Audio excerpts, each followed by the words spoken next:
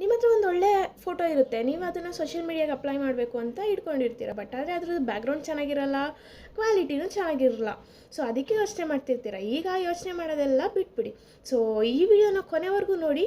ನಿಮ್ಮ photo background change ಮಾಡೋದು ಹೇಗೆ, ಹಾಗೆ ಲೋ ಕ್ವಾಲಿಟಿ ಇಮೇಜ್ನ ಹೈ ಕ್ವಾಲಿಟಿ ಇಮೇಜ್ ಮಾಡೋದು ಹೇಗೆ ಅಂತ ಈ ವಿಡಿಯೋದಲ್ಲಿ ಹೇಳ್ಕೊಡ್ತೀನಿ ನಿಮಗೆ. ಜಸ್ಟ್ ನೀವು ಮಾಡಬೇಕಾಗಿರೋದು ಇಷ್ಟೇ. ಅಪ್ಲಿಕೇಶನ್ ಓಪನ್ ಮಾಡಿದ ತಕ್ಷಣ ನಿಮ್ಗೆ ಈ ರೀತಿ ಬರುತ್ತೆ.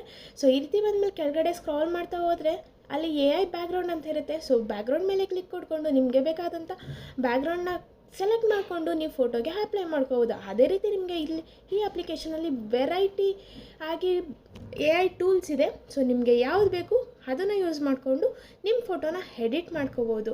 ಸೊ ಅಪ್ಲಿಕೇಶನ್ ಲಿಂಕ್ಗೋಸ್ಕರ ನೀವು ಮಾಡಬೇಕಾಗಿರೋದು ಇಷ್ಟೇ. ನನ್ನ ಪೇಜ್ನ ಫಾಲೋ ಮಾಡಿ, ಆಮೇಲೆ ನಿಮ್ಮ 4 ಜನ ಫ್ರೆಂಡ್ಸ್ಗೆ ಶೇರ್ ಮಾಡಿ, ಹಾಗೆ ನಿಮ್ಮ ಹೆಸರನ್ನ ನೀವು ಕಮೆಂಟ್ ಸೆಕ್ಷನಲ್ಲಿ ಕಮೆಂಟ್ ಮಾಡಿ. ನಾನು ನಿಮಗೆ ಅಪ್ಲಿಕೇಶನ್ ಲಿಂಕ್ನ ಕಳಿಸ್ಕೊಡ್ತೀನಿ.